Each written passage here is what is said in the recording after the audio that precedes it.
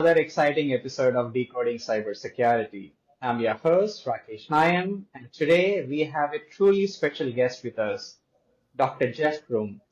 Dr. Jeff is one of the most accomplished professionals in the field of cybersecurity. With a career spanning over 40 years, he holds a PhD in cybersecurity, is a CISSP certified expert, and serves as the CTO of IBM Security Technical Sales for the Americas. He is also an IBM Distinguished Engineer, an elite title recognizing his groundbreaking contributions to the industry. Beyond this, Dr. Jeff is an author of Inside Internet Security, What Hackers Don't Want You to Know, and also contributing author to the Information Security Management Handbook, 6th edition. A prolific speaker who has presented over 100 conferences and a YouTube educator with over 8 million views on his cybersecurity videos. Today, we'll dive deep into his extraordinary journey, his insights into the evolving field of cybersecurity, and his advice for aspiring professionals. So, without further ado, let's welcome Dr. Jeff to the show. Jeff, thank you so much for joining us today. Oh, it's my privilege. Thank you for inviting me. Jeff, I have to say your video, the importance of recognizing a deepfake, really got me. At the beginning, I genuinely thought, wait, is that Jeff or what's happening here? It was such a clever way to introduce the concept of deepfakes. In the lighter vein, I have to ask, I hope I'm not talking to a deepfake version of you right now, but the real Jeff, a living, breathing human being, right? Let's see. I'll go check in the mirror. I think it's really me, but you might actually do better with the deep fakes. You might get the discounted real version, but one day, sure, I can do 6 podcasts at once and they'll all be deep fakes. That's a good one, Jeff. Thank you. So, Jeff, your career is truly inspiring. I'm sure many of our listeners are curious about how it all started. Could you share with us what inspired you to pursue a career in cybersecurity and how you ended up where you are today? Yeah, sure. So when I was a kid, I always wanted to be a doctor. I thought that would be the coolest thing in the world. I always loved learning how things work, and knowing how things work, you also kind of have to figure out how they fail. And of course, that's what doctors do, is they're dealing with people that have bodies that are failing, and then they're trying to figure out how to fix them. So that was always my mindset. Then about midway through high school, I realized how long I'd have to be in school to be a medical doctor. And then at the same time, the math teacher brought in this programmable calculator that they called a computer. It really was a programmable calculator, and let us play on it. And as soon as I put my hands on that, I had a change of dreams. I'm like, okay, no, I'm not dealing with bodily fluids anymore. I want to go to this thing where I can type on a keyboard and it does magical stuff. And then I spent the better part of my senior year writing password stealing programs. Now, I had enough ethics where I did not use them to steal anyone's passwords. I just wanted to see, how could I do it? How could I make the system operate in a way that it wasn't intended to? And that's sort of a hacker's mindset. But the difference in an ethical hacker and an unethical hacker is an ethical hacker says, I want to know how I could break it, but that's so I could learn how I could fix it to prevent it from being involved in other things. So that's where I really got my start, was very early on. Then, fast forward, 10, 15 years, and the internet comes out. I know it's hard for many people to believe there was ever a time where we didn't have the internet, but we didn't. And there was a huge need for security. And I thought, well, this internet thing looks really cool. And I was always interested in hacking and defense and good guys and bad guys and the psychology behind it. So I'm like, okay, this is what I want to do. So I moved into that space about 30 years ago and have been in it ever since. So to me, it was something that I feel very fortunate. It would have been a hobby for me were it not that I get paid for it. So getting paid to do your hobby is kind of a good deal. I'm really fascinated by your journey to earning a PhD in cybersecurity. It must have been a unique and challenging experience. I would like to hear more about what were some of the biggest challenges and rewards of their journey.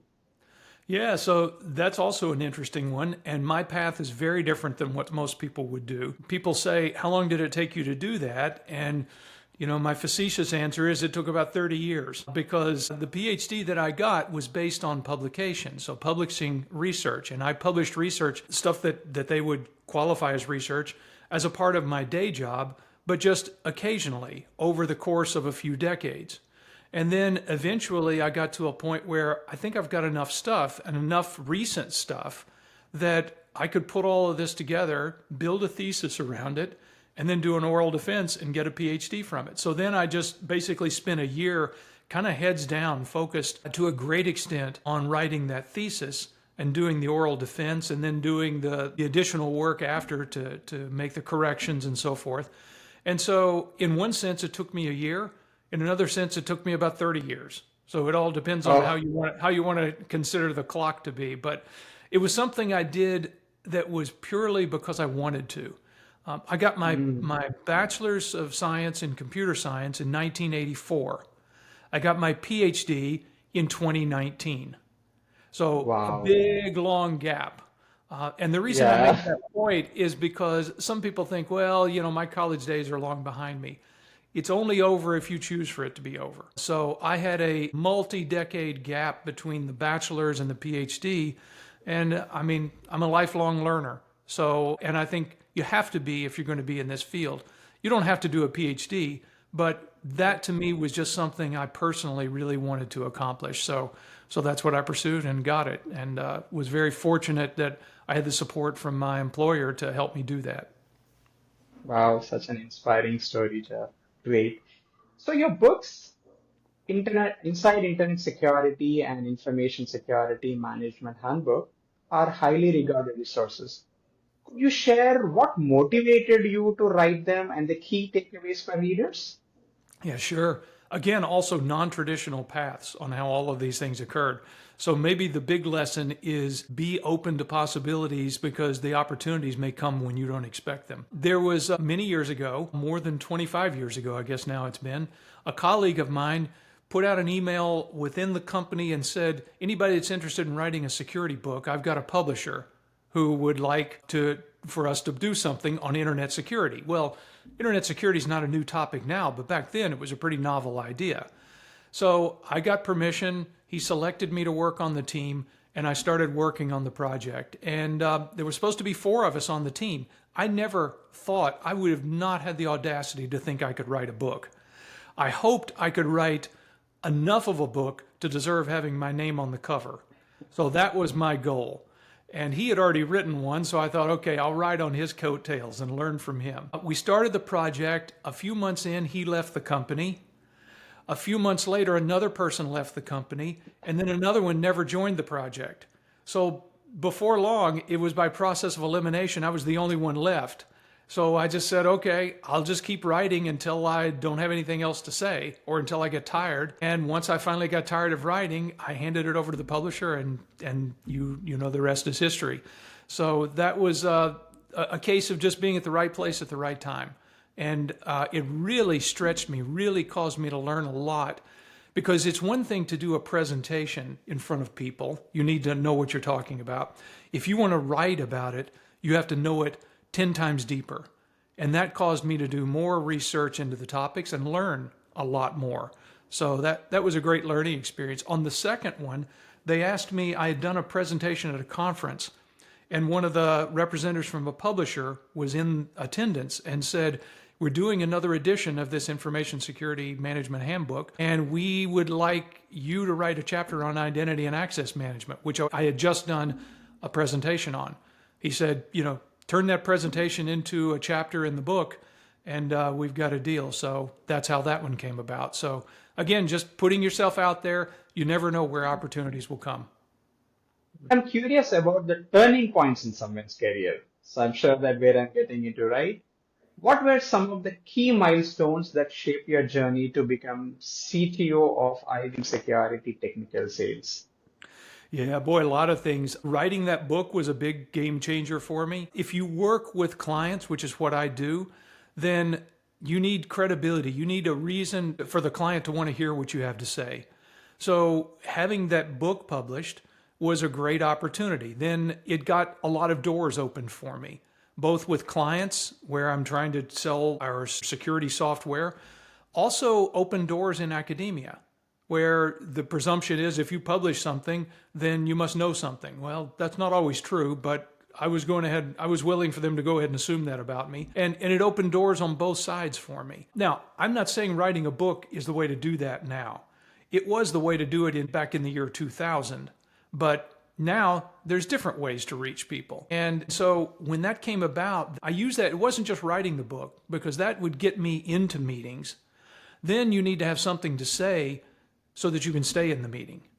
So I looked at the book as a way to open doors for me and give me opportunities, but then I have to deliver something once I get there. And as a result, I worked my way up through the IBM ranks to become an executive, technical executive, the DE position, distinguished engineer position. And I'm now an adjunct professor at North Carolina State University, which is my alma mater.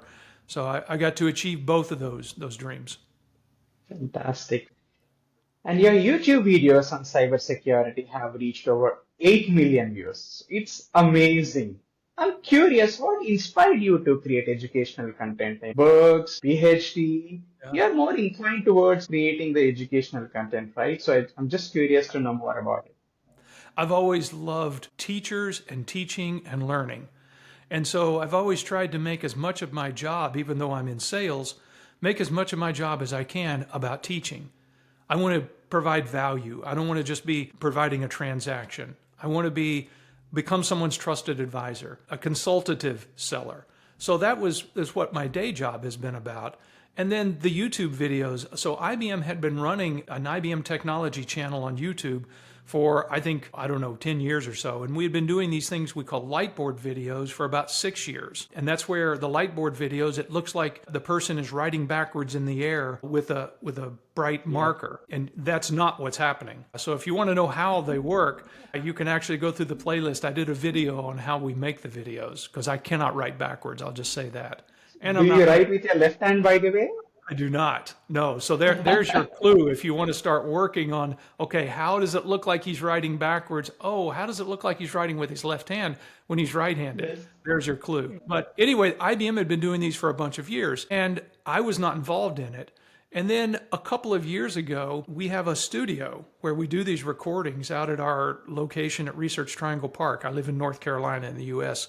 And they just put out an email to people in the area and said, anybody that thinks you have an idea for a video, come pitch it to us. We'll see if we like the idea.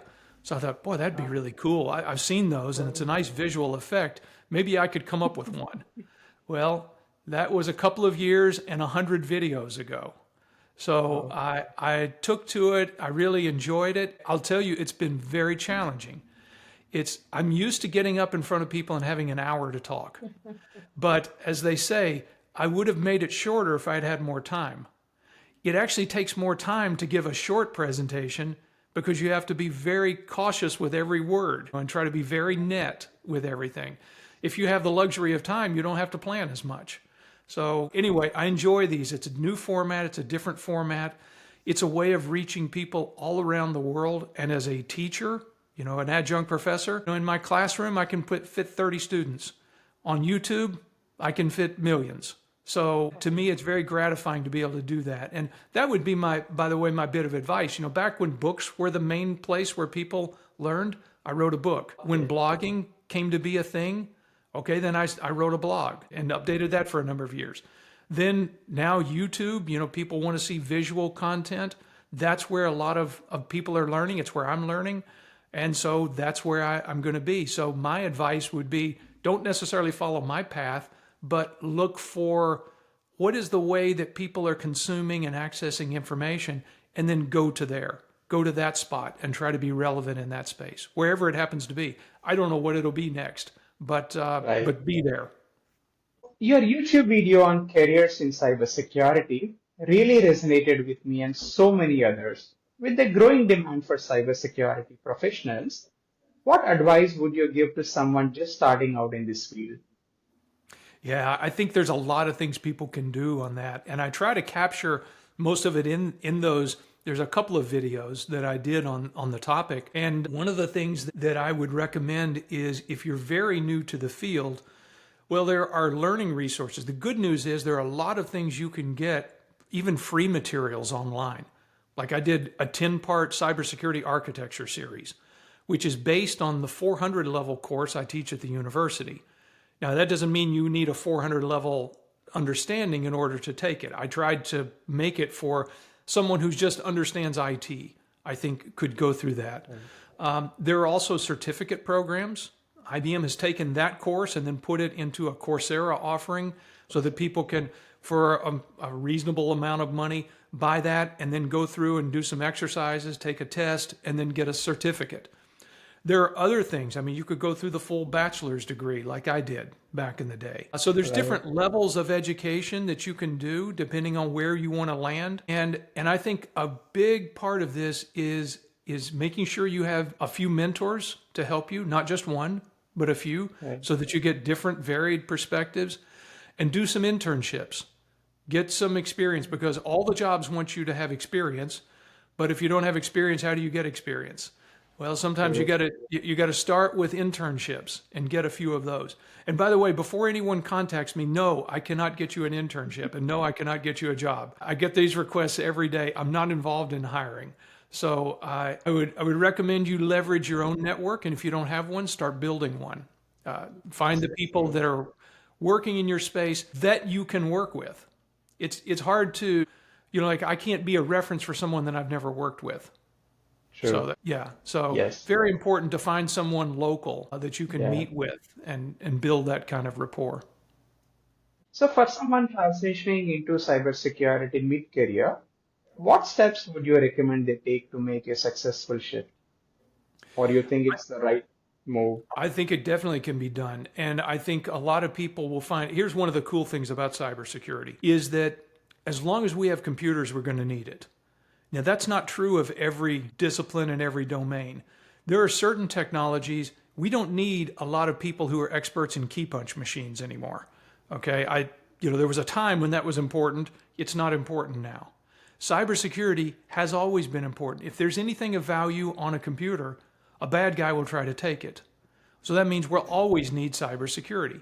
And every new technology that comes out is another opportunity to figure out what can we do in cybersecurity. When mobile computing came out, okay, how do we secure mobile devices? Cloud, how do we secure the cloud? Now it's AI, how do we secure AI? So every single advancement that comes, part of my advice is make sure that you're aware of these new technological advancements and understand them.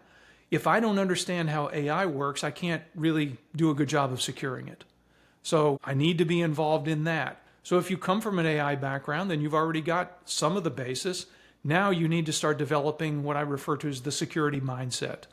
And this is another course I teach at the university I call secure thinking. Think about not only how a system works, but how it will fail.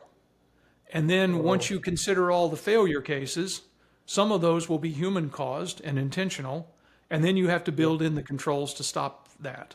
So that's where the education and learning what kinds of countermeasures you can put in place and mitigations and things like that. But I do see a lot of people moving into this. Some people do boot camps. I never did one, so I couldn't tell you whether it's good or not, but I know that a lot of people do them. So number of different entry points. Right. So certifications like CISSP and CompTIA Security Plus are often talked about. How important are certifications in building a cybersecurity career, and which ones do you recommend for beginners? I think they can be really important. The most valued, and by the way, if you want to see a nice resource on this, go to a website called cyberseek.org, cyberseek.org, cyberseek.org. And in there's a lot of different things they have. One of the things they have is a ranking of the certificates that are out there. One ranking is in terms of how many people have them, so how prevalent, how common are they? And the other ranking is how much in demand they are. And those two are not necessarily the same thing. Number one demand is for CISSP, the Certified Information Systems Security Professional. Yes.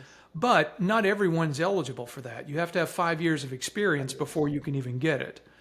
But the Security Plus from CompTIA is, I think, in my opinion, the next best thing from a just overall security standpoint. Now, if you know you want to be an auditor, or you know you want to be a security manager, or you want to be an ethical hacker, then there are specific certifications for those things.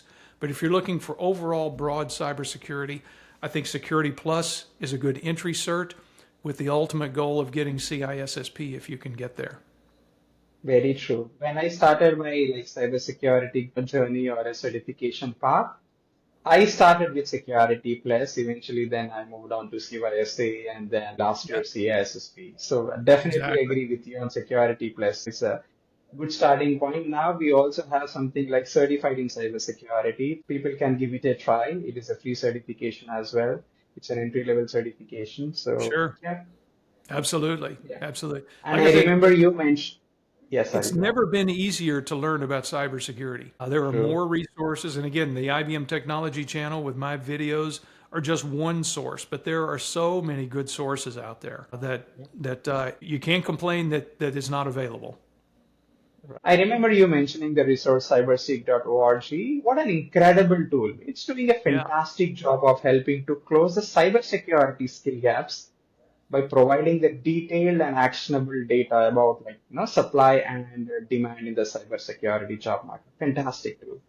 It really is. I have nothing to do with it, so I can endorse it just from a pure standpoint. I refer people Yes. to it all the time because they have Yes. nice career paths that you can see. If here's a beginning level position, here are the intermediate positions I could move to from there and what skills I would need, and here are the advanced positions. So I think it's a really good general roadmap. Yes, after I heard that, from your video, I immediately checked into the website and found out, wow, what a fantastic site. I didn't Hmm. knew this about this site before, so thank you Yeah. so much for sharing that Yeah. information. Absolutely.